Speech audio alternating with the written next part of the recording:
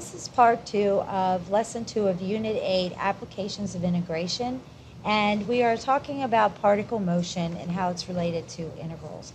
So now in this section, we're going to look at some more application problems and see how they relate to concepts that we have done in the earlier units dealing with particle motion. So some motion problems will require you to find the actual position of an object or particle at a given point in time. Remember that you need to use the initial conditions in order to find the actual position, because the definite integral only gives you the change in position. So you can see how much it's changed, but you have to add to that where it started. So example 3 says an object moves in a straight line with a velocity v of t equals the square root of 3t minus 2 meters per second, where time t is in seconds. At t equals 5 seconds, the object's distance from the starting point was 12 meters in the positive direction. The first part asks us to write an integral expression that will compute the object's position at t equals 10 seconds. So what we're going to do is we're going to start with the fact that it has already moved 12 meters in a positive direction, and we're going to add to that its change in position, which will be done by taking the integral from 5, because this was at t equals 5, we already knew it moved 12 meters. So 5 to 10 of our square root 3t minus 2 dt. So that's part A. Part B says, and it does say use a graphing utility, but it may not tell you that. It just might ask you to this part may not be there at all, and it might just say find the actual position at 10 seconds. Now, you can integrate that. That's not a difficult problem to integrate, but on the AP test, time is very precious. So please remember that if you are in a calculator section and you don't have like a simple polynomial to integrate or an exponential or something like that, use your calculator. So I'm going to review how to do that on your calculator real quick. So here are both versions of the calculator, and let's start with the Inspire. First, we're going to hit the symbol palette, and we're going to choose the, and it's highlighted there for you, the integral, and you just fill in everything here. So we're going to fill in 5 to 10 of the square root of 3x minus 2, and then that'll be dx. And then if you want, you can add on here your initial condition, which is 12. And just do it in one step like that. So that's going to be our answer. So if you have the 84, you go under Math, and you choose number 9, which says F integral, and you have the same thing there. And I'm not going to go through the steps again. So our answer for part B is going to be 34.509 meters. Okay, next example. A particle is moving along the x-axis with a velocity v of t equal to negative t squared plus 7t minus 10, measured in meters per second after 10 seconds, with an initial position of s of 0 equals negative 3. Determine the displacement of the particle on the time interval from 1 to 7 seconds. So we want the displacement, so what we really need is the integral from 1 to 7 of negative t squared plus 7t minus 10 dt. So that's going to give us negative 1/3 t to the third plus 7/2 t squared minus 10t, and this is going to be evaluated between 1 and 7. So substituting all those values in,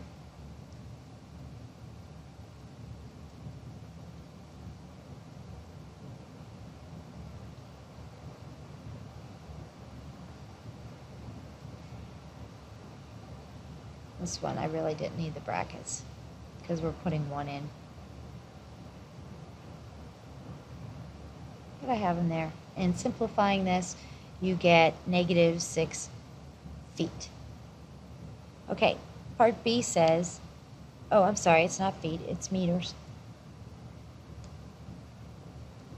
Part B says, what is the total distance traveled by the particle on the time interval? So now what we have to look at is where is the velocity 0?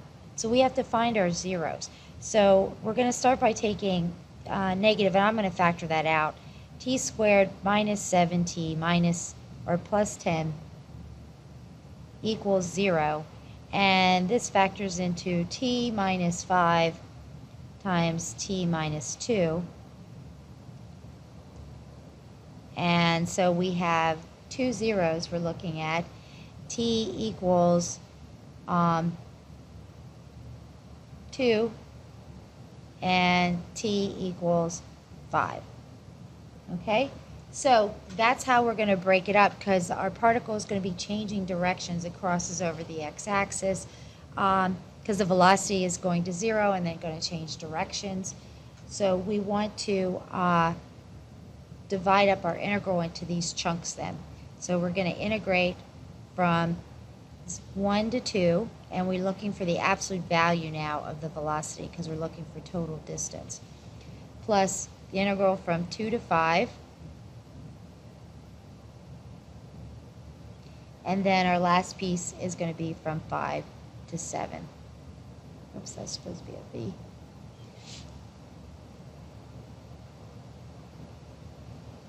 Okay, so we're just going to go ahead and substitute these values into our antiderivative that we got in part A.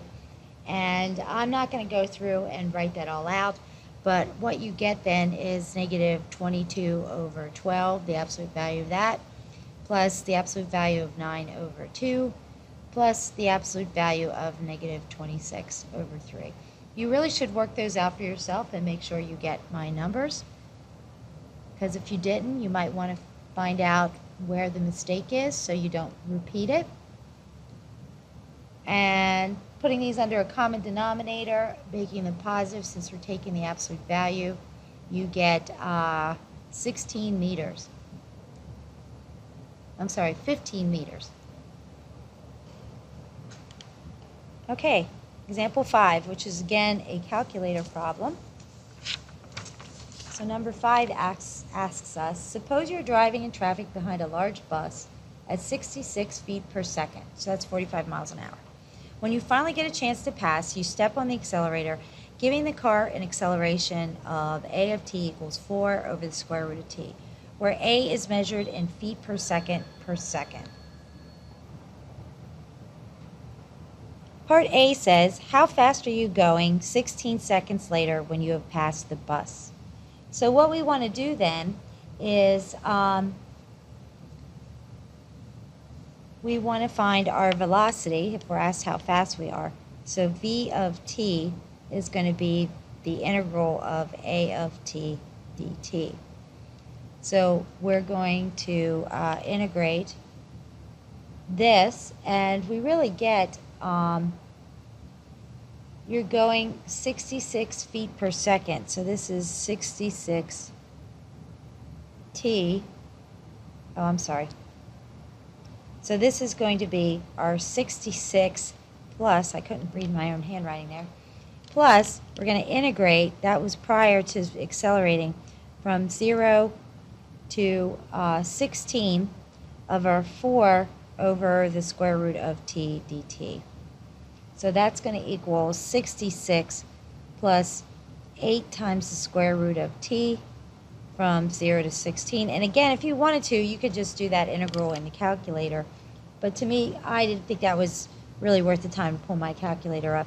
So substituting in, I get 66 plus 32. So I get 98. So you want to say you are traveling at 98 feet per second. How far did you travel during that time? So that's now our distance. So, and it's how far, so that's total distance traveled. So we're going to do the integral from 0 to 16 of the absolute value of our velocity. So we're going to integrate from 0 to 16 of 8 times the square root of t plus 66 dt. And I'm not going to need the absolute value because that will be a positive value because of the square root. So we get that our total distance traveled can be written as 16 over 3 times t to the 3 halves plus 66t, and we're going to evaluate that between 0 and 16. So when we do that, we are going to get 1024 over 3 plus 1054, which is approximately equal to 1,397.333 feet. Okay, what is our average velocity? So remember, there's a couple ways you can do this. You can go back to your Algebra 1 ways, which is what I did, and you just take your displacement divided by the time interval, because that's your average velocity. So our displacement, we just found, our distance traveled, so to speak, 1397.333 divided by the 16 seconds, because we just want the average speed, is going to be 87.333 feet. So remember, don't overcomplicate a problem. Think about what it's really asking you. All right, number 6. You drop your calculus book from a window 48 feet above the ground. How long will it take your book to reach the ground? So believe it or not, that statement has a lot of information in it. Here's what we know. The word drop tells us that our initial velocity was 0, because we didn't throw it, we didn't toss it, we dropped it, so we just let go of it. So we have no initial velocity. We also know that the velocity of free fall, and since this is being measured in feet, is negative 32, and we know our initial height, which is 48 feet. So these are important because there are constants of integration. So it'll just save us a lot of time. So the next thing we need to do is find our velocity. We're going to integrate our acceleration to get our velocity. So we get negative 32t, and that's going to be plus 0 because of the initial condition that we're given right here. Okay, next what we're going to do is we're going to find our displacement, our distance equation. So we're going to integrate our negative 32t dt. And when we do that, we get negative 16t squared plus c. And in this case, our c is 48. That is our other initial condition that we're given. So we have negative 16t squared plus 48. So now, how long will it take the book to reach the ground? So when it reaches the ground, that means s of t equals 0. So we're going to set our s of t equation equal to 0 and solve it. And I'm not going to go through those steps because that's pretty straightforward. You're going to get t squared equals 3. So t is going to be the square root of 3. We don't have negative time, so we don't have to worry about the negative solution. So then what is the velocity? So we want to know its velocity when it hits the ground. So that's v of the square root of 3. So we're going to substitute that in our velocity equation. And we get, you can just leave it like that if this was not a calculator problem. But it is, so this is approximately equal to negative 55.426 feet per second. Okay, one more problem, and this requires a little graphing and a little reading of a graph. So this is a good connection to things we've done earlier in the year. Okay, a particle moves along the x-axis so that its velocity at time t for t equals 0 to 15 seconds is given by a differentiable function v, whose graph is shown below. At time t equals 0, the particle is at x equals 4. So that is how far it's already displaced. The velocity is 0 at t equals 3, 9, and 13, in case you're having trouble reading the graph there. So like this point right here, it does cross the axis. right there at 3, right at 9, and right at 13. The graph has horizontal tangent lines at at t equals 6, which is right here, and t equals 11. The areas of the region bounded by the t-axis and the graph of v on the intervals 0 to 3, 3 to 9, 9 to 13, 13 to 15 are 6, 9, and 2 respectively. So that's what these numbers are. That's our area under the curve here. And then we have this 2. In case they look like they're part of the t-axis, they're not. They're the areas under the curve. Okay, so what are we supposed to do with this picture? For this interval, 0 to 15 seconds, find the time and position of the particle when the particle is farthest to the right. Justify your answer. Okay, so here's what we know is that it's moving in the forward direction through this time period. Velocity is positive. So up to x equals 3, that's when it's going to stop moving forward. I'm sorry, x of 3. So we're going to find x of 3, which is going to be our initial distance traveled, plus we're going to integrate from 0 to 3 of v of t dt. And we can get these numbers right from the graph. It's already moved 4, and then 2, 3, we have this area right here. So we have plus 6. So that distance traveled is 10. And then what we have to look at is our endpoint here at 13, where we have positive velocity again. So x of 13 is where it's moving to the right again. So we're going to do 4 plus, we're going to integrate from 0 to 13 this time of v of t.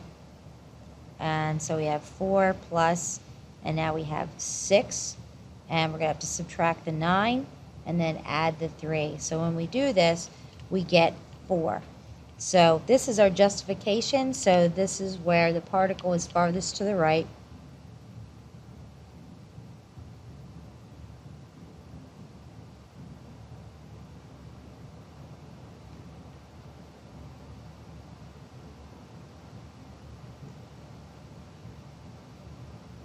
At t equals 3 seconds.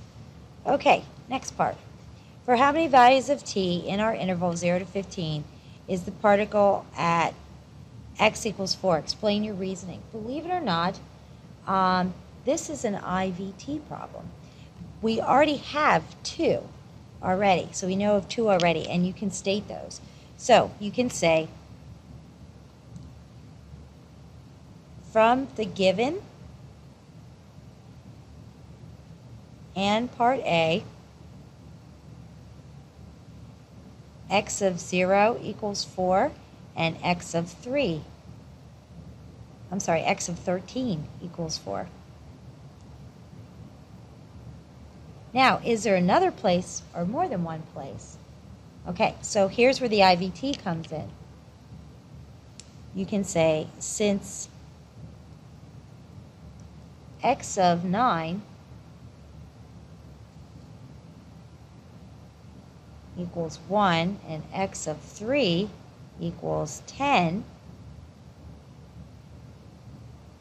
the motion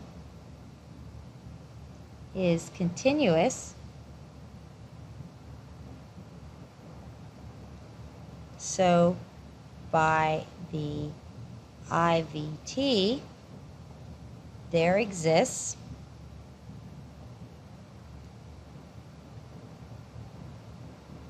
a t between, I have to move my page up a little bit, 3 and 9,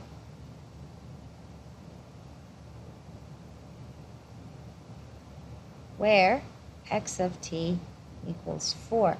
So our final answer is then there are 3 places. So those IVT problems still sneak in when you're not looking for them. So pay attention if they're asking if something exists. Think about that in terms of a function and when you have a continuous motion, that sort of thing. Part C, on what intervals is the speed of the particle increasing? Give a reason.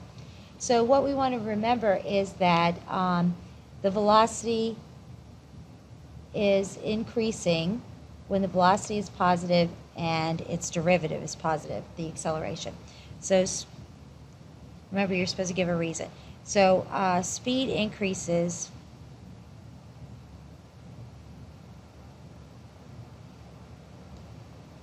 where v is greater than 0 and v prime is greater than 0. Okay, so let's look at the graph here. So where is that happening? There's only really one place that is happening, where we have our velocity positive and we have a positive slope. And it's right along this section right here.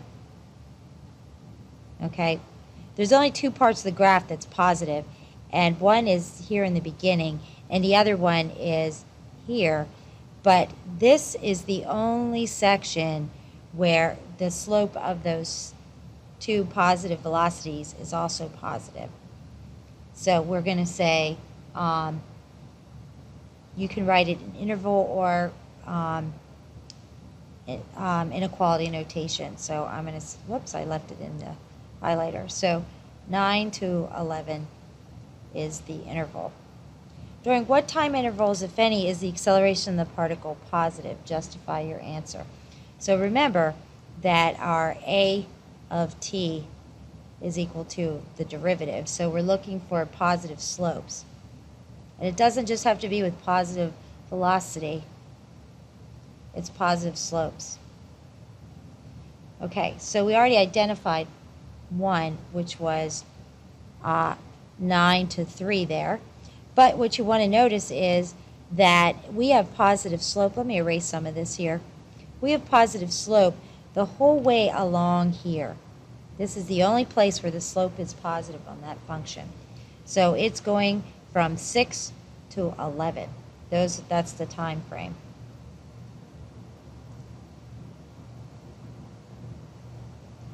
Okay, and that ends this video, and that's how you normally see a lot of the particle problems on the AP tests.